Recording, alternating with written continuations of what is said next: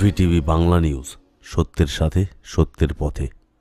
हाल ही में आसनसोल नगर निगम द्वारा फैसला लिया गया है कि आसनसोल नगर निगम क्षेत्र में बहुमंजिला इमारत में रहने वाले लोगों को अब कम रेट पर पानी उपलब्ध कराया जाएगा। पहले जहां 10 रुपए के हिसाब से पानी मिलता था, अब 7 रुपए के हिसाब से पानी का रेट तय किया गया है।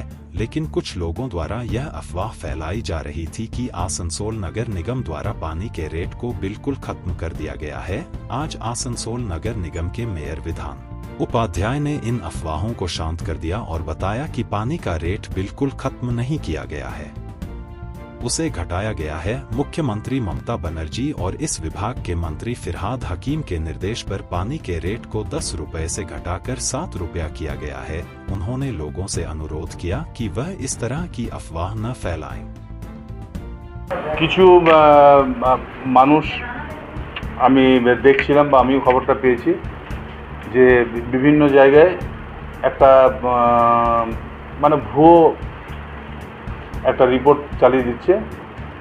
তা আমি আসানসোলের মানুষের কাছে জানাচ্ছি যে আমাদের যেটা জল কর ছিল সেটা 10 টাকা ছিল, সেটাকে আমরা আমাদের মাননীয় মুখ্যমন্ত্রী মমতা বন্দ্যোপাধ্যায় এবং আমাদের মাননীয় পৌরমন্ত্রী অনুরোধ করেছেন, বলে নির্দেশ দিয়েছেন আমাদেরকে যে এটাতে মানুষের চাপ বেড়ে যাচ্ছে, তাই কমিয়ে দেওয়ার জন্য।